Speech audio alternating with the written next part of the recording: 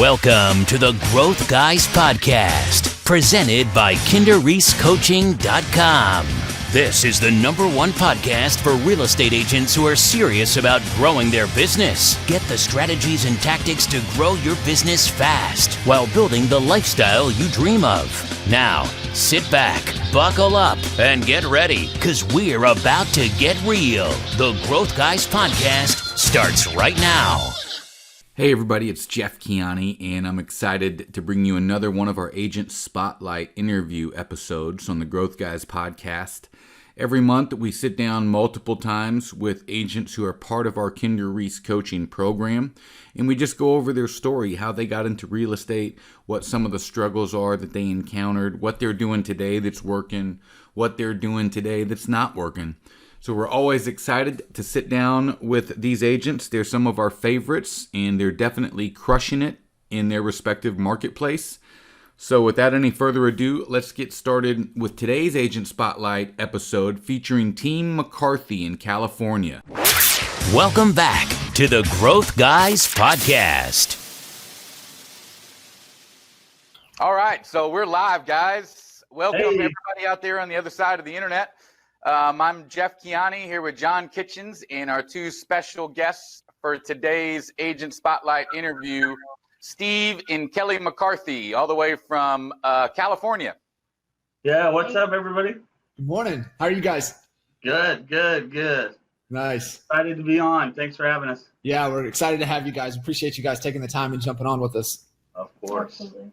Yeah, absolutely. And so, guys, why don't you just tell us a little bit? We're just going to get right into it today and skip all the house cleaning matters and stuff and get right to the good stuff. So, I know you guys, it was an interesting story as I was reading some stuff that I had found on different web pages, and you guys have been featured in a few magazines. And so in reading some of that, I learned that you guys both used to deliver mail for the U.S. Postal Service.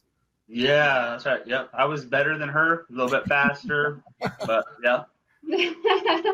So what about the dogs? Did you ever run into any dogs that really, like we all have this perception of dogs chasing the mailman or the mailwoman away? Yeah. This will be fun. So I had 16 miles of walking and literally complete, like it was the ghetto of our town, delivering mail. And I fought dogs like all the time, like physically fought dogs and never got bit. Like all my coworkers had been bit before, like literally all of them.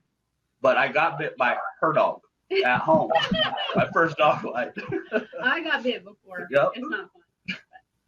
Well, so needless to say, after that, you found your way into real estate. I think if I remember right, just by investing in some properties first. Is that right? Yeah. So separate, before we had met while we were at the post office, we both decided we wanted to be real estate investors. I read that Rich Dad Poor Dad, which I think it broke everybody. So I decided, the working for somebody else was not going to work for me anymore. So I started studying for my real estate license, thinking that would put me in front of the deals. When back then, like I literally knew nothing about nothing. So I thought, if I have a real estate license, I see everything first. I can buy whatever I want. And Kelly was doing it separately. And then me and Kelly came together, found out we were both studying for that. For the same reason, she actually wanted to invest in real estate as well. So we got our license, and then we realized pretty quickly that you actually do need money to buy investment property, which we did not have at all. So we thought we'd sell a few houses, and actually found that we actually really loved doing that. That was something that we were really good at. Our first listing was $1 million listing, which was the first $1 million home in our town. We got it right away. It was nice and easy. Sold it in 2 days. So we thought, real estate's easy.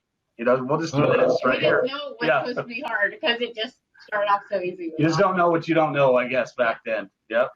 Sometimes for that bad behavior, right? Sometimes we do, and just like. Yeah, exactly. I was just going through Darren Hardy's habit assessment thing the other day, Kitchens, and so you nailed it, man. And sometimes you just got to take a look at what we're doing. But I want to point out one thing there, guys, and this is for everybody out there. It's something that I think.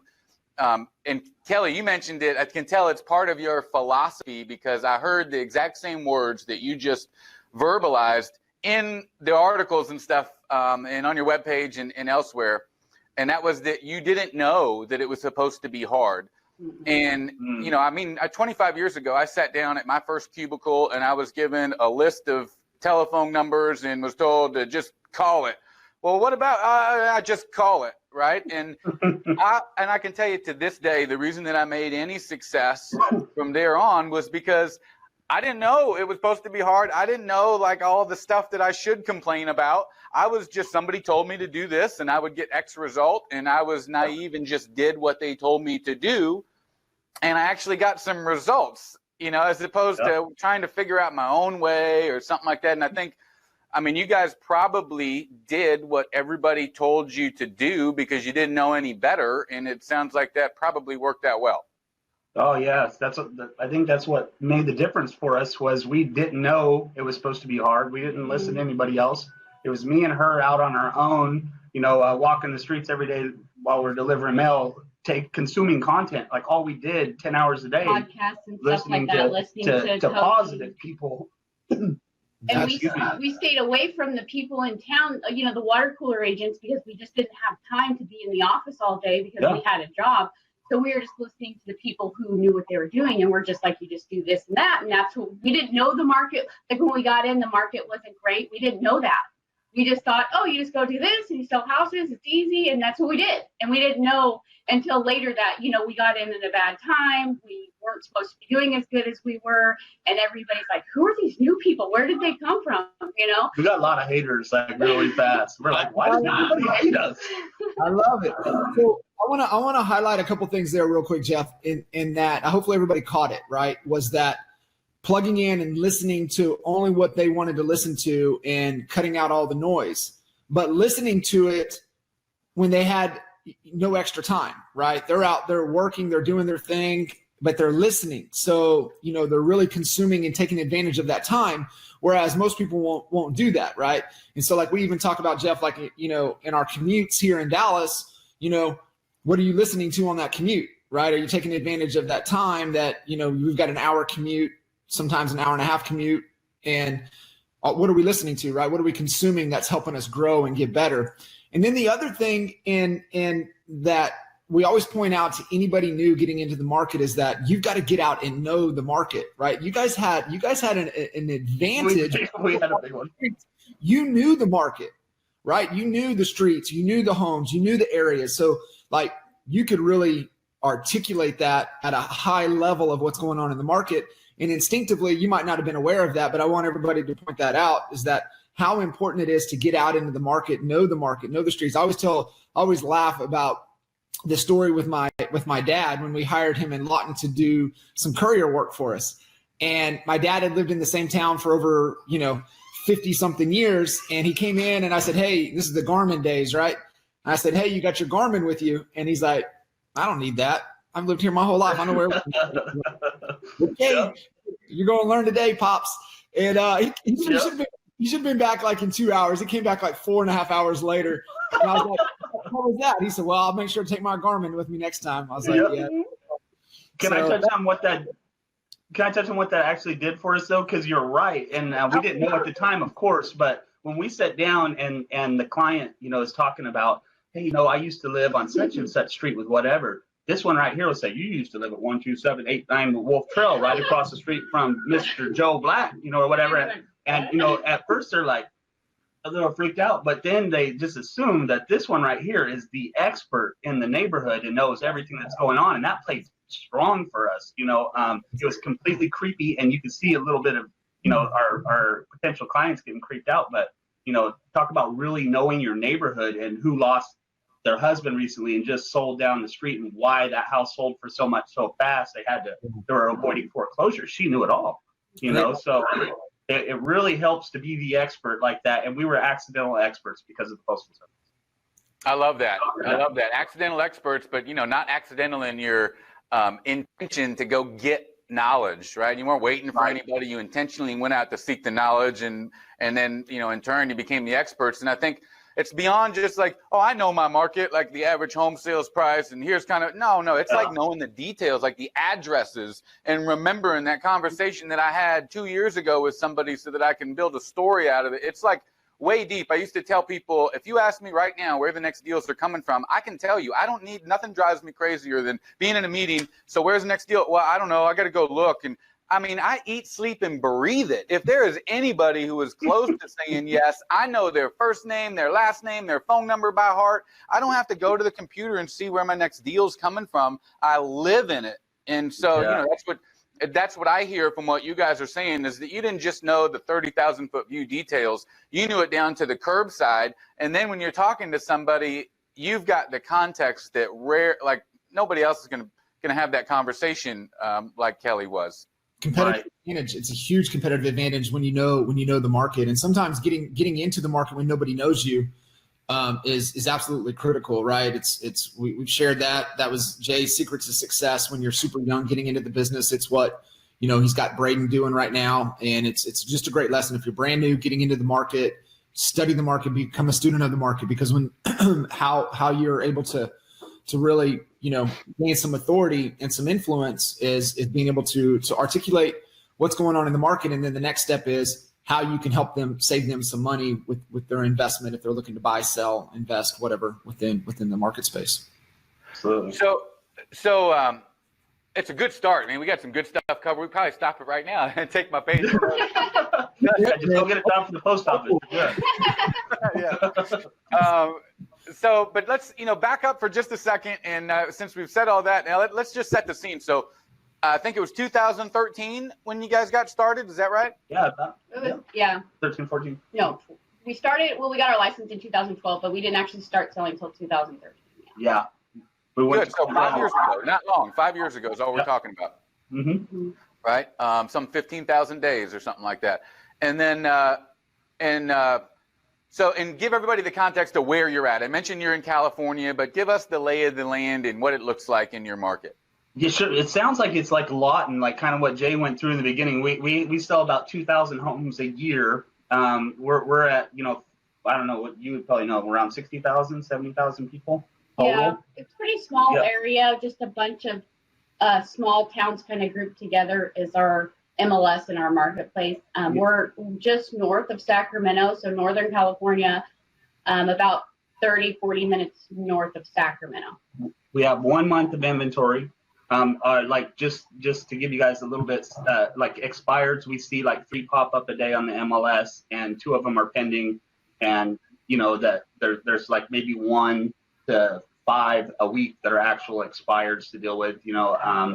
And over time, like when you go back to 2006 or 7 or 8, and you're pulling all the expireds to call and stuff like that, after a while, you've touched on almost everybody if you do it consistently for a long time. So like, that's kind of like a dry thing for us where, they've either eventually came back on the market and sold, so even going back's kind of hard in our market. And I'm sure it's probably hard everywhere with the market going up for so long. But it's a very small town. There's over 1,000 agents in our town.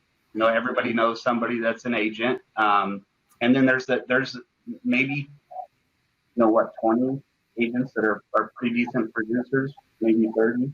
I guess in the top 30, you'd probably see somewhere between, 20 homes a year on up to, 100 and something, low hundreds. So that's what we're dealing with in our market.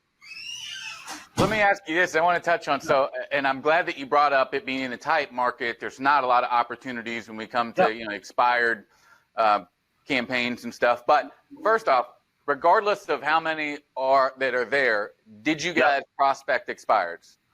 Yeah, and it was our bread and butter for many, many years. Like we stayed on them, we would hit them, and part of that's not knowing what we didn't know. I called all the the big ones at first, of course, because I was only going to do luxury because it was so easy for us, right? We landed a big one, so we had all these the top end of our market in our pocket. If we didn't have the listing, we had the owner saying, yeah, if you bring me a buyer, we'll sell it or whatever. So we actually took buyers to their houses all the time, so we used that. No one else was really calling them or staying consistent because what we didn't know was the market was bad. So they thought they would just spend a bunch of money on marketing and never sell a home. We didn't know that. We thought it was pretty easy. So we did hammer expireds for forever. Yep. And so that's interesting. So I think that Kitchens, you can elaborate on this, but I think what's really interesting there is a lot of agents aren't calling those expireds for a whole bunch of different reasons. Set aside the fact that they don't know what to say, they're scared to make the phone calls, whatever. That's 99% of them, right?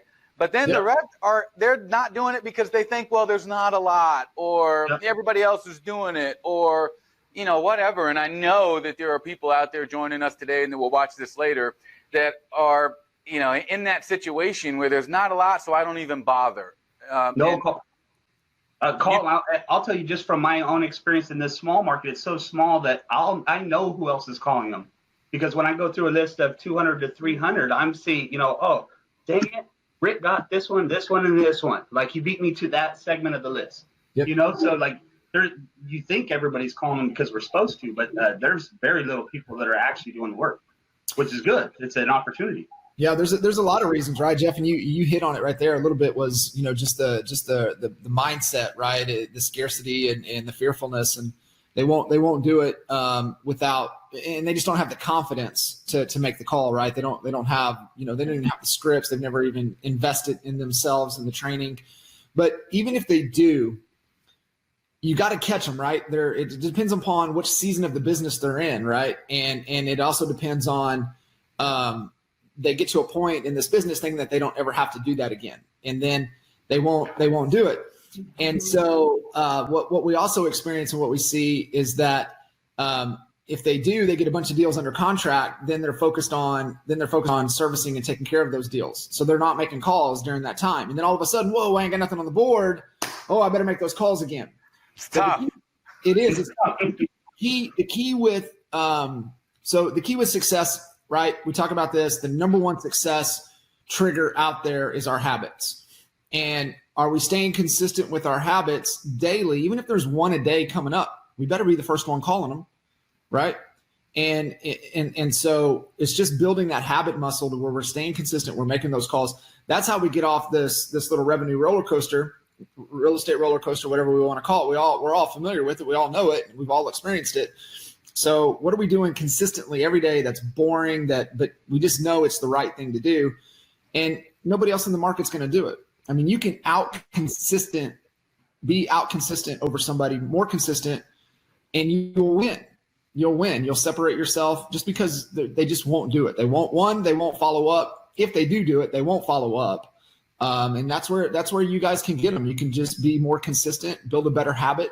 And even if you do have one expired, and yeah, Lawton is similar, right? We're very similar. Stace maybe has, like you said, two or three expireds that are worth going after each day, and that's it. But he goes after them. He goes after them relentlessly goes after them. And what I always tell people when we're on a coaching call or something, we're talking about the expireds, especially in a low market, is it's not even about like what I get right now. The fact is that, 97% of those expireds that you do talk to, whether you have a lot or a little, aren't going to list today or tomorrow. They're taking some time off, and you got to nurture them for 90 days or something. But you never even get that person in your pipeline if you're not making the calls on day one. Right. And because if by the time I make the call, if I'm going to make it, some other agent like Kelly and Steve have already got that person on the phone, got them in the pipeline, started to build rapport. They got campaigns triggering stuff to that person. They're top of mind. And so you're way behind the eight ball coming in late. So even, it's not just about what can I get today from calling expireds as far as an appointment goes. You're building your pipeline of opportunities that are going to list with you later, likely. And so I think it's important to just keep that in mind. And, so you guys were delivering, knocking on doors, maybe to deliver the mail. Now you're knocking on doors, introducing yourself, talking about selling their home a little different. And so 2014, you guys are just starting. I know some of the struggles you shared with us before this call were trying to get some lead gen strategies started and getting consistent with whatever those strategies were. Tell us a little bit about, in a tight market where there are so many agents per capita, I would imagine per capita, it's probably pretty formidable. So how did you go about generating leads for you guys and kind of creating a niche for yourself in that tight market? Prior to coaching or before? Prior to. Okay, so what we did, another advantage we had is we had a job. So the money that came in from real estate, wasn't something that we needed at all. And Kelly and I weren't into buying shiny things or anything like that. So we took all that money and we bought everything. If you can imagine the amount of sales calls we get each day, like you guys get them too, I'm sure. They would call us. They would say, I have leads for you.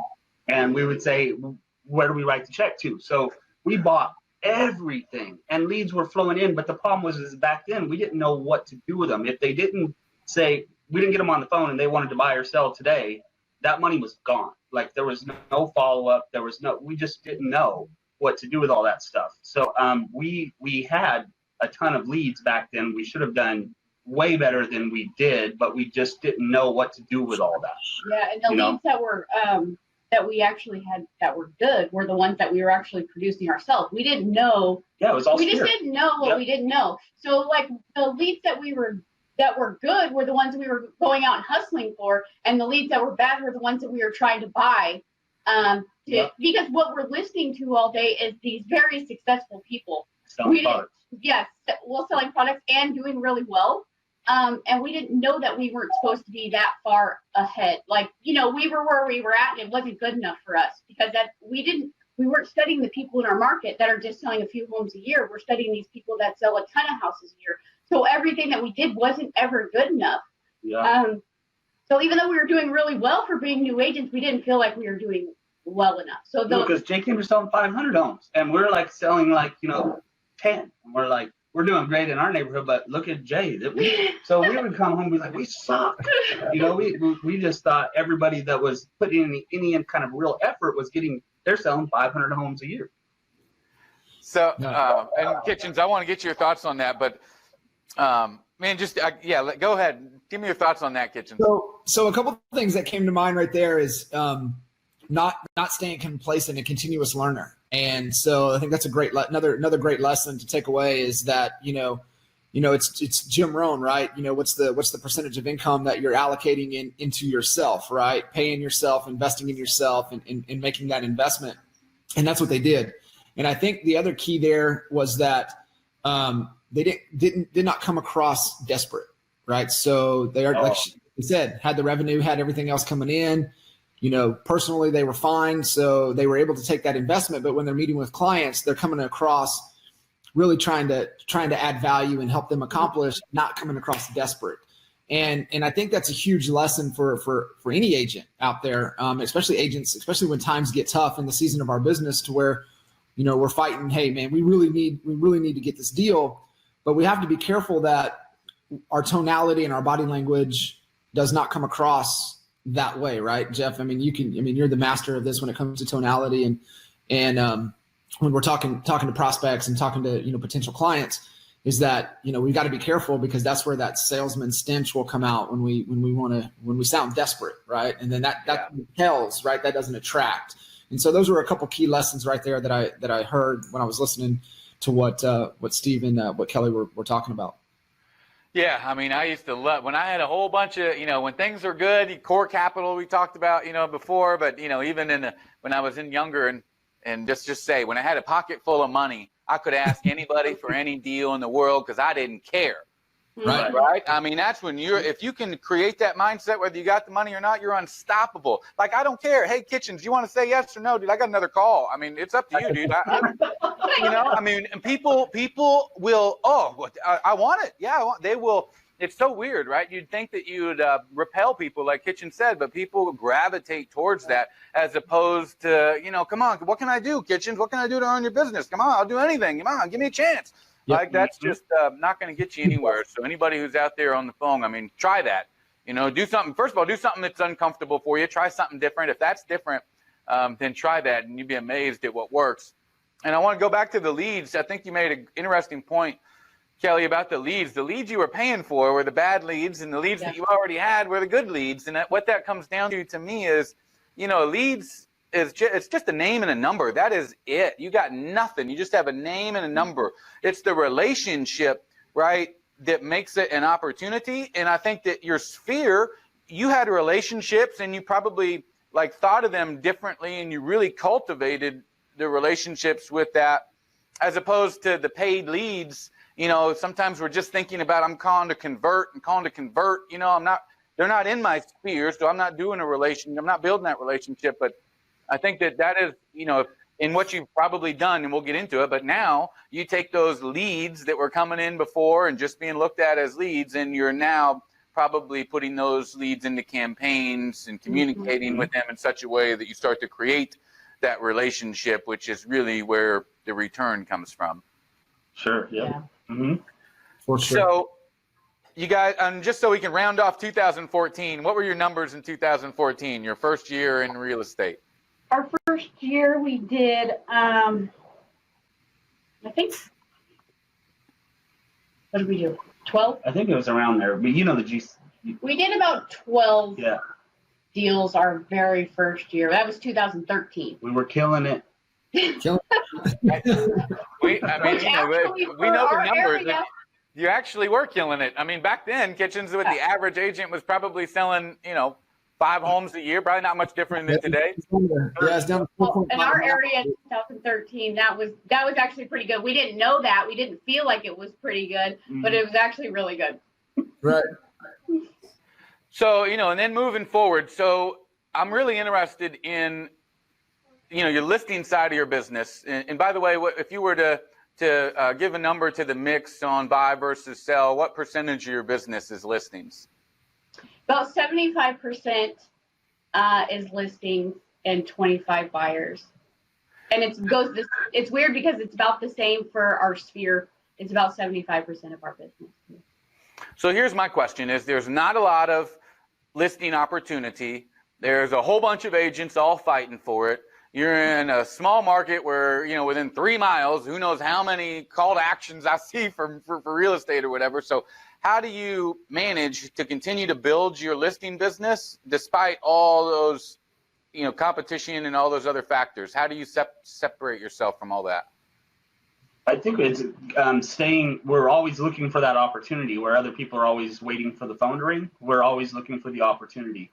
And then we have a competitive advantage when we go into listing appointments because we learned real quick from Jay, to know what the other agents coming in to present to them and dismantling that prior to, so we've used that from the beginning, even before we could afford coaching with Kinder Reese. Like we used that strategy. We heard it on, something that he had done. So without even knowing the details of it, we were already doing that. So we won, and especially in the beginning, we always won listing appointments. There's something about, we always go on list. We do a lot of our business separately, but a listing appointment is something we always do together. And there's something about having both of us. If one of us can't connect to the seller, then the other one can. There's just something about having both of us there that kind of, we play well off of each other and people just see us being real.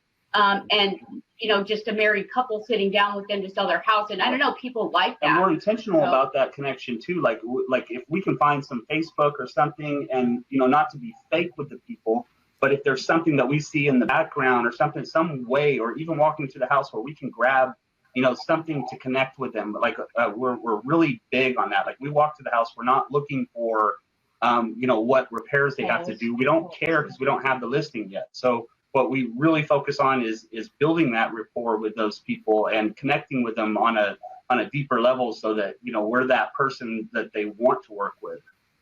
I just want to say, Kitchens, I know you're going to have something to say about that, but I want to point out it's one of the things on my pre-appointment checklist is to go stalk their social media profile. Because there's going to be some pictures, whether it's, hey, they like the Cowboys or, they eat a certain, you can just, let's face it, any bit of information I can get gives me an advantage. So I don't think it's weird at all. What about you, Kitchens? No, it's the whole rapport connection, and social media just gives you a competitive advantage. And it's there. It's a resource. You're either using it or you're not. And prior to we had to walk up and pay absolute attention to every little detail, right? What car was in the garage? In the driveway, what was in the garage? What was hanging in the garage? What was outside? Was there something that I could connect with, right? We're paying attention. We still need to do that, but you also have resources that are available to you, and you want to be able to do that. I think too, a couple things that Kelly had mentioned was, going in and being absolutely real, right? And I can attest to it. These are, Steve and Kelly are two of the most realest people that I know. And so going in and just being genuine and being who they are, right? That's why people are able to connect with them. And then one thing that I want to make sure everybody picked up on, and I always hit this, especially with couples that are in the business, that are running, an organization working together. And it could be, siblings, just whatever relationship dynamic is, that you have to divide and conquer, right? And Kelly said that, hey, I have my lane, Steve has his lane, but we know that we have a higher probability of winning the opportunity when we go in together. Cool. But we also understand that we have our roles and responsibilities separately, and that's what we're focused on, right? Kelly's in her lane. Kelly can freaking implement like crazy. And hopefully we'll get to that in a little bit. But that's just part of the continuous learner. Just like, man, I'm going to figure this out, right? That's her lane. She gets in it. She figures it out. Steve's in, he's, got to hit the phones, right? Got to prospect, got to stay on top of it, right? He's in his lane. And so I think that's just really important for everybody to understand, is that you need to figure out your lane. You need to know what your role and responsibility is. What is your function? You need to get in it and you need to run. But also there's times to where we know we need to come together. And that's one of the things that they've uncovered, and it works well for them. And I've seen other dynamics to where it doesn't work well. So let me ask you about this, and I'm looking up on my phone because I'm contemplating whether or not to show it, but I'm gonna tell you it's funny. So if anybody saw the email for this webinar registration or call or interview, spotlight interview, it said this husband and wife team is crushing it or whatever. A couple different things mentioned that. So it's funny when you see some stuff. I know in the chat room here, we've got a few people on. One of them, Michael, is the husband and wife team. And so I want to just shed a little light on, like what difficulties you guys have run into working in that dynamic, and kind of how you've managed it. Because I know it's not like it's, all sunny and roses all the time, I'm sure. Just like if me and Kitchens worked in the same office right next to each other all the time, there'd probably be times when we might, have some friction too. And it's funny because also I was going to show you this email this morning. I'm looking at the emails, and there's an email from somebody. We'll call him Mr. Anonymous. He goes, the headline is, this husband and wife team is crushing it. His reply to the email is BS. My husband I work with my wife and it's terrible. Yeah. That was the email back. So, for everybody, it maybe isn't the best situation. So tell us how you guys manage that. We use a bell. So I ring a bell, and then Kelly just does whatever I say. And as long as you use that, it's perfect. Yep. No. Maybe the other way around. We have our struggles and everything, but Kelly will give her input, and like you say, stay in your own lane.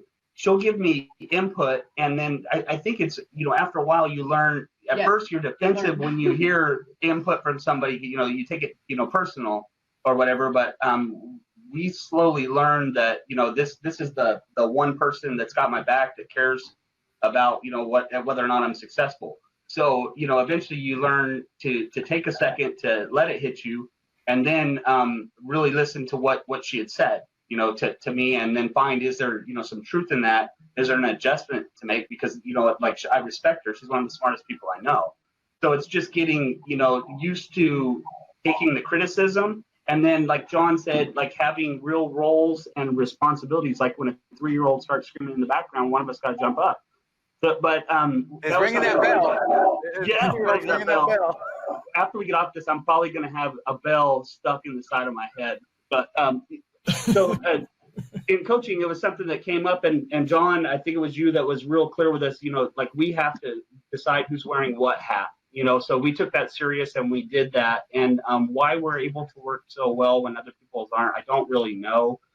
We spend so much time together, and for us it's an advantage because our end goal is the same. So we're both trying to figure out how to get there every day, and nothing else matters. We bump heads all the time. We're both strong-headed people and everything, but we had to get used to just getting through that, not taking it personal, and getting past it. It's not that we don't immediately feel, criticized or something like everybody would, but we have to get through it fast.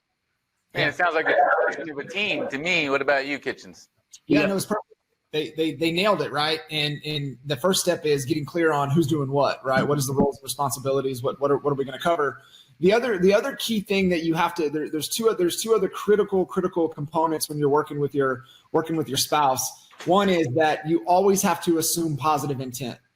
And just know that maybe your spouse or your significant other is going to say something to you, right? Just and it's like, you can't take it as, you can't take it to like, holy man, they're coming after me, they're attacking me. It's like, hold on. One, I'm going to assume positive intent. This person is coming from a place of love. They're coming because they care. If they didn't care, they wouldn't be there.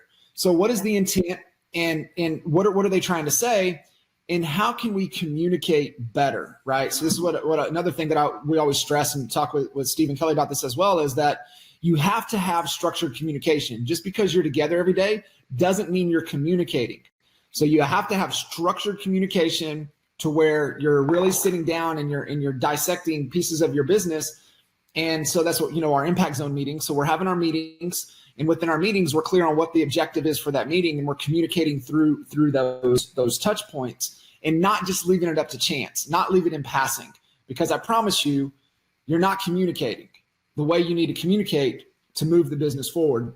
And Steve, you nailed it right there at the second, is that you guys got clear on what the goal was. What is the goal for the two of you personally? And then what is the goal, how does the business align to that?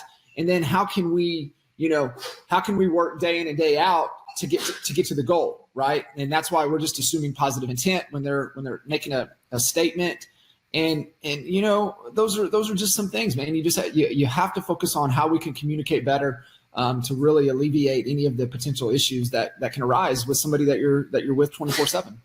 Yep. And if I can, real fast, you were talking about, coming together and structuring communication and having that impact meeting.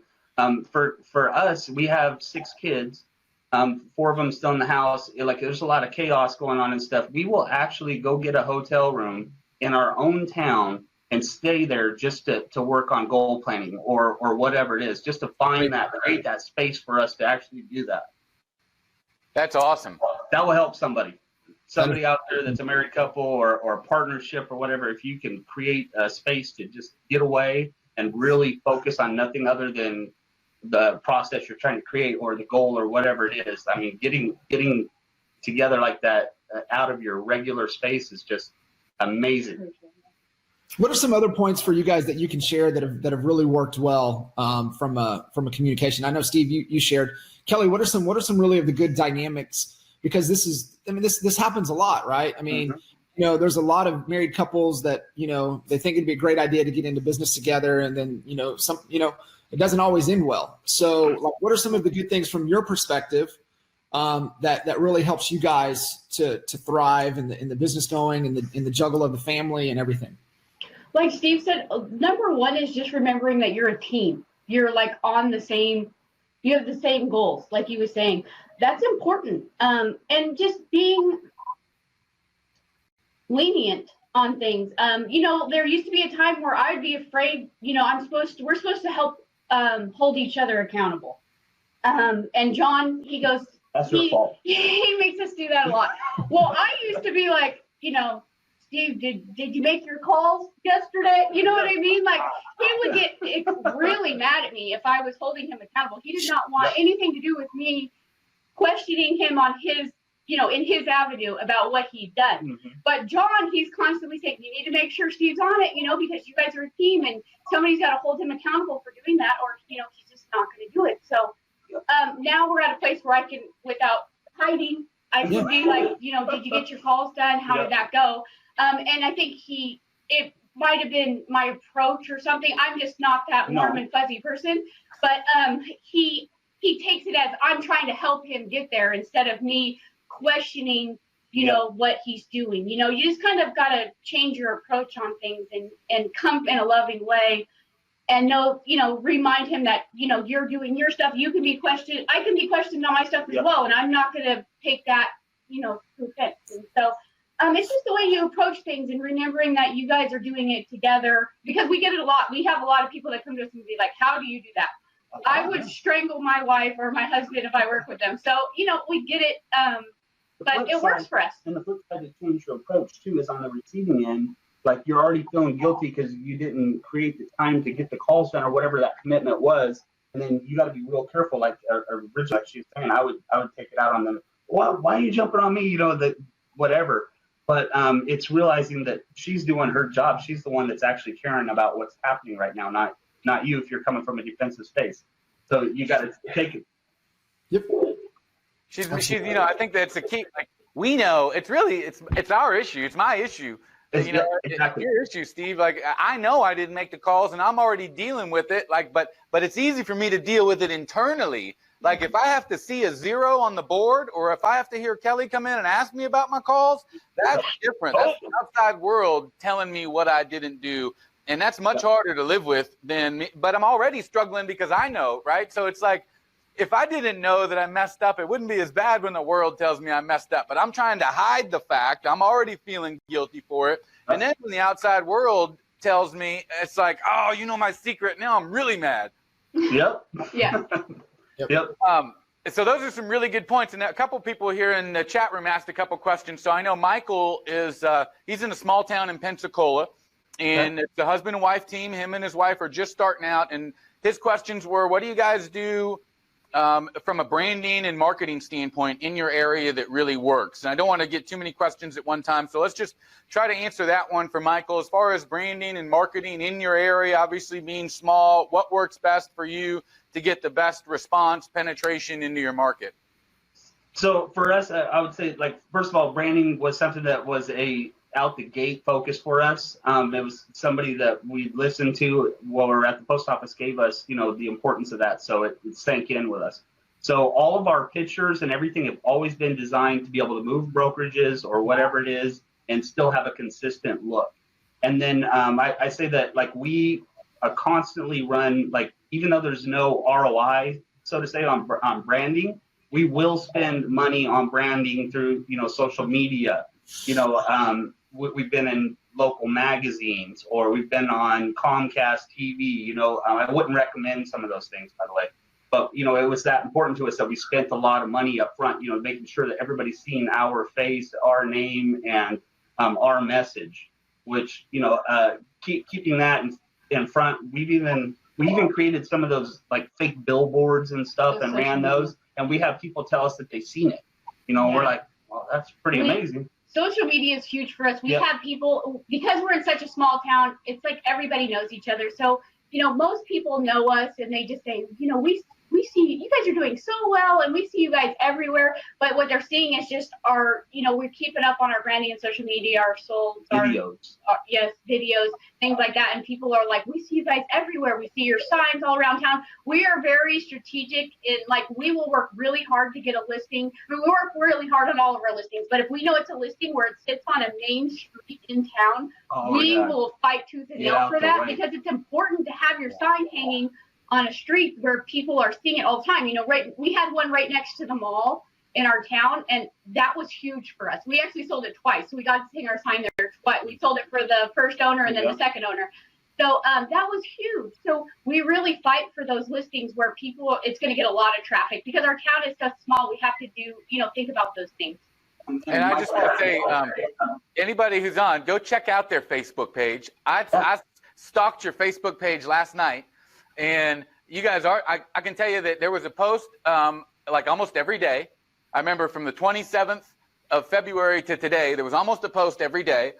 I saw some really cool stuff. Like, you guys were doing some events. At one point, I came across something that was Thursdays. There was some Thursday meetup that you guys were doing. It looked like, you know, probably getting people all together that are in your database. So go to their Facebook page, Michael, and anybody else who's interested to get inspired on some ideas. They had some really good stuff on there. And I think key was the consistency. It wasn't like a week ago they posted something and then back in January they posted something. It looks like they're doing it pretty consistent. And so from a branding perspective, I mean, that's probably this days you're going to get more eyeballs there than you are just about anywhere else. And I love the fact that you guys were thinking so forward. Talk about planning. Like, I'm not worried about getting the listing. I'm worried about using that listing to leverage the other listings that we're going to get down the road. Like, that's thinking ahead, right, Kitchens? I mean, that's really impressive.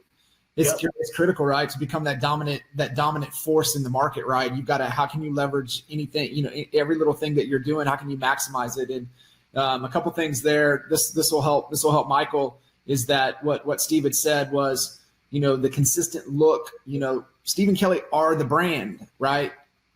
McCarthy is the brand, and staying consistent with that, consistency is everything, right? So staying consistent with your look, your activities, your efforts, your posts. When you do that, it gives the impression that, holy moly, these people are doing everything. They're everywhere. They're constantly, there's something going on, right? So that allows us to creep in. Remember, in the consumer's mind, they can only hold two spots, right? Number one and number two. So you have to position yourself as the number one or number two go-to source when it comes to whatever niche, whatever it is that we want to take over mind share. Because once we have mind share, then that's where the market share starts to come after that point. So it's key. Yeah. So another question from Brett in here is, what's your scripting on expireds? For expireds, I'll usually call, and I don't have like your guys's where you guys have the same thing you say every time or whatever, but I'll call and I'll ask them, I'll be like, I guess I could try to do one real fast. It's kind of I love it. I'm a role player. Let's do it. I'll be like, hey, John, this is Steve with McCarthy Real Estate Team. I was just calling you. I seen your property expired today. Were you still thinking about selling your home? And they'll tell me, oh, this or that or the other. Okay. And then I'll ask them, so why do you think it didn't sell? And they'll usually tell me whatever thing it is. And what I'm really looking for is some kind of solution that I can be or whatever. And then I'll tell them, Kelly and I, this is kind of our specialty. We do this all the time. Not all agents are created equal, so what we consistently come in behind other agents that have failed. And we use our process to, sell their home, sometimes for even more. And then would you be open to sitting down with us for 5 or 10 minutes and letting us show you how we can do that? And that's it. So, right there. And even so, we had an introduction, right? He said who he was for everybody watching. And then he asked some questions. He delivered value. And then most importantly, he closed by saying, when can we get together? And so just from a simple framework, that's what it really is. Introduction, get their attention, be smooth, clear, person of authority, right? Like Jordan Belfort says, those 3 tenets that you need to get across in the first 7 seconds. Sharp as a tack, enthusiastic as hell, and come across as a person of authority. Once you do that, I got to know what the situation is. And so you nailed it. Why do you think the home didn't sell? Where were you moving in the first place? Where did you plan on going? Were there any issues that you thought might have had a negative impact on the sale? Did you like your agent? What are your plans now? Do you know what your agent did to try to sell the home? All that stuff. I'll take as much time as I need to have that conversation and resist the temptation to go straight to, let me tell you how I can help.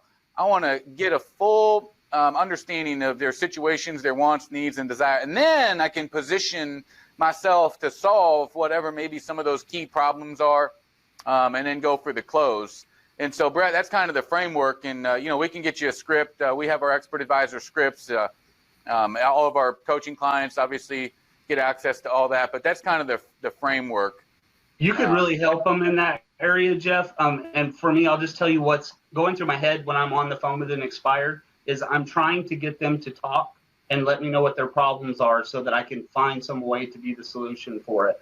I'm trying to learn as much as I can about them personally through that conversation. So everything that I say or do to them, and it's going to change during the conversation with different people, but my goal is to get them to speak on what went wrong and what their plans are and how I can be a solution to that.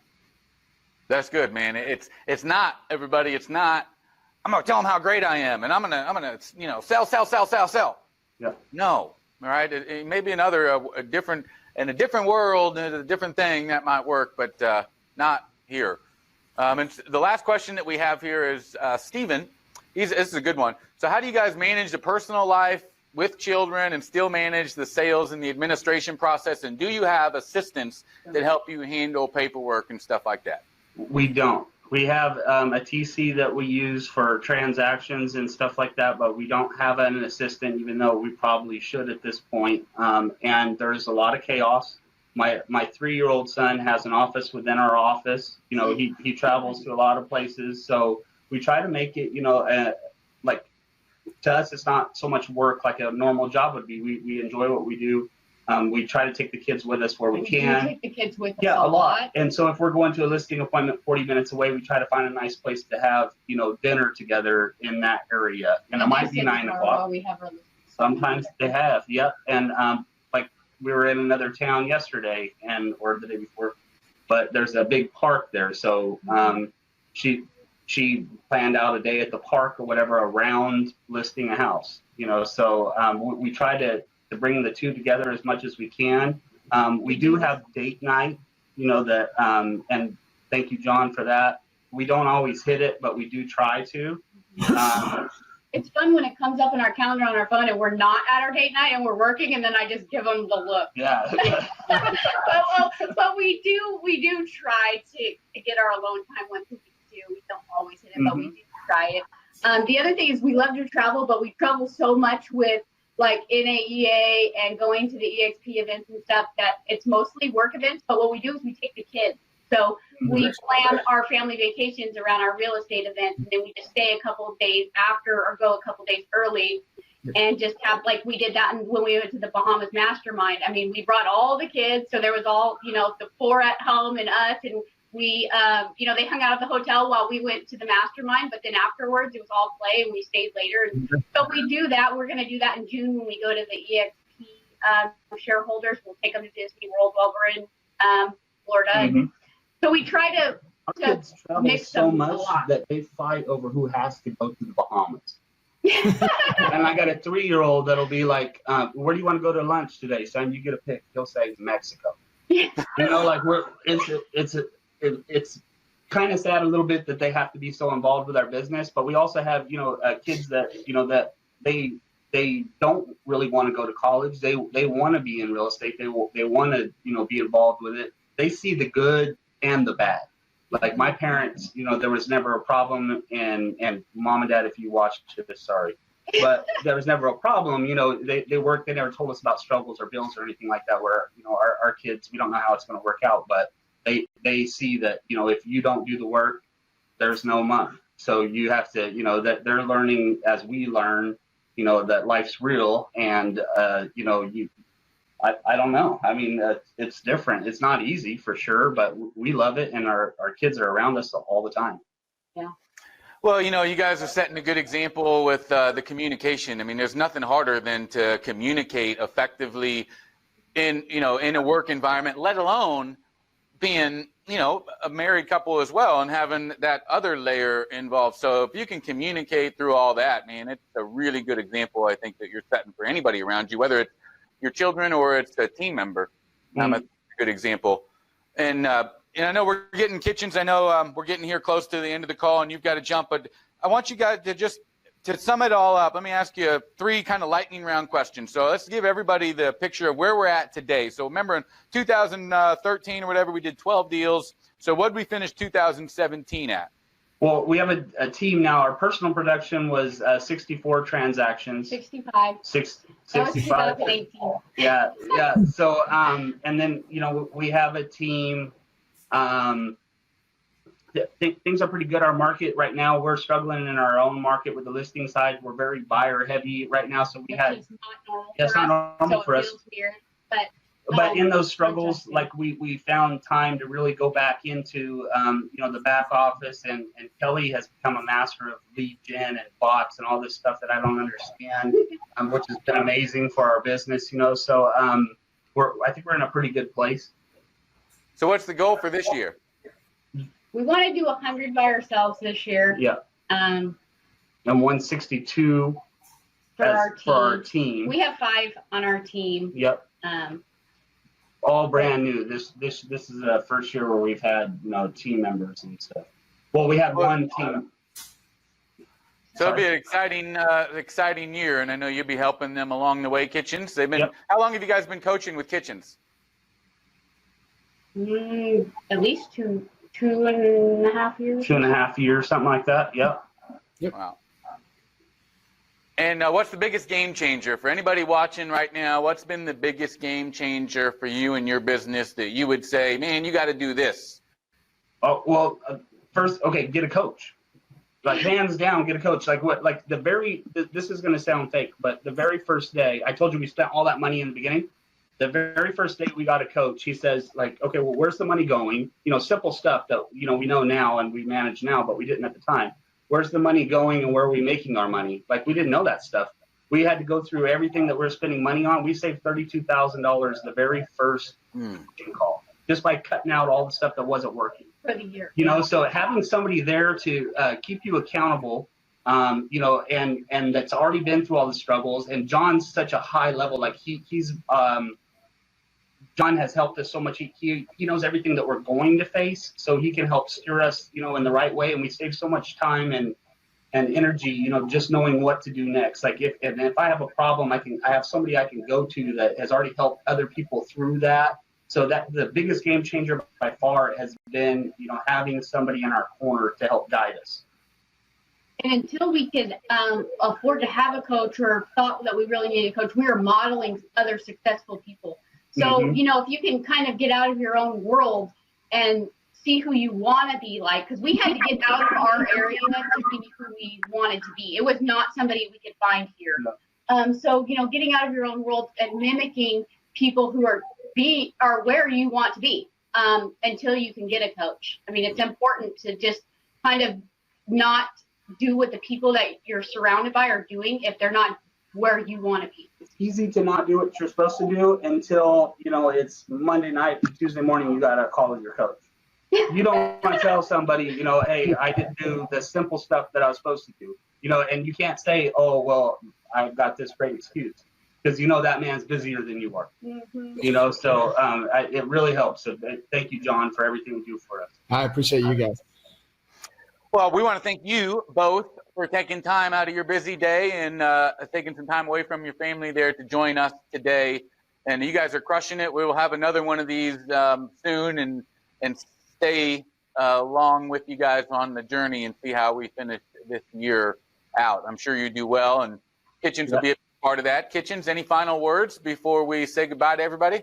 No, just appreciate you guys, like Jeff said, taking the time, jumping on with us. Definitely, I encourage anybody on the call, if they're a husband, wife, family dynamic, I know you guys are super, super giving, that you can definitely shed a tremendous amount of insight and help people steer them away from some of the potential icebergs that can be hit. And definitely there's a way to be able to work with your significant other, spouse, and really thrive. And you guys are definitely modeling that, which is cool. And they can just call us. Just pick up the phone and call us if you want to chat about some of that stuff. We couldn't really go into too much detail in limited time, but we'd happy to share what didn't work for us and what does work for us. Man, that's awesome. And for anybody, it probably all started with Steve and Kelly with the clarity call. And anybody on the call, you probably saw an offer pop up on your screen here a couple minutes ago, giving you the opportunity to schedule your clarity call. And so if you want to dig deep and you want to get some clarity, if you're not where you're at in your business, it's probably just because you haven't learned something yet. And the clarity call is all about figuring out what you need to do next and in what order to do it all in. So if you're interested in getting clear today on what to do tomorrow, take advantage of that clarity call option, and let's get you on a phone call with one of us so we can start getting clear today. And we can hook, if anybody wants to send an email to one of us, Kitchens or myself, and we can connect you with Steve and Kelly if you want to get some insight on some other things they're doing. By the way, Steven, I know you just asked about how they automate the follow-up process. Maybe we can give Steven a 60-second answer on how you guys automate the follow-up process. That's all you. We use KV Core, and I set up drip campaigns. We use our not the one that KV Core comes with, but Chase Mayer, we use his drips. And we drip them, and then Steve, of course, is the one who gives them a call, and I just make sure that everything's email-wise is working how it should and up to date. Call. Call. Yeah. Nothing replaces an actual conversation as much as we try to just automate everything. Nothing replaces the actual conversation. So, your system, they're using KV Core. Whatever CRM you're using today, if it's at a minimum quality, it should provide you the opportunity to create some action plans and some nurture campaigns where you might have to spend some time on the front end. Like Kelly didn't just do that in 10 minutes. But, if it takes you a few hours, a few days, a week, a month, whatever, to get those plans dialed in, writing the copy for the email templates, thinking it through on, I want something to go out the first day and then 3 days after that. And take the time to plan that out on the front end, regardless of how much time it takes, because it's going to save you uncountless. You can't even count the time it would save you on the back end. If you've ever sat down and tried to send an email, sometimes you can stare at that cursor for 5 minutes. Yeah.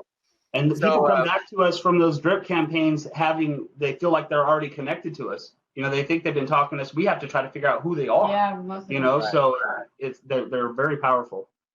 So leverage your system, guys. I can't tell you how many agents I talk to that say, I say, what CRM are you using? Well, and they usually have more than one. And then it goes to, I don't really log in that often. And so they definitely haven't created the nurture plans and stuff to make that part of the job easier. So spend some time in your CRM and investigate those options when it comes to plans and campaigns. Guys, I want to thank you for joining us. And everybody else who's on the call, thank you for joining us. A replay will be available within 24 hours that you'll be able to access. And if you have any questions or you want to get in touch with Steve and Kelly, you be sure and you email me or John Kitchens, and we'll get you hooked up. Steve, Kelly, thank you guys, and Thanks, guys. Enjoy the rest of your week. Yeah, you too. Bye, Jeff. All right, bye. To find out how to build a 7-figure real estate business in 3 years or less, go to kinderreescoaching.com.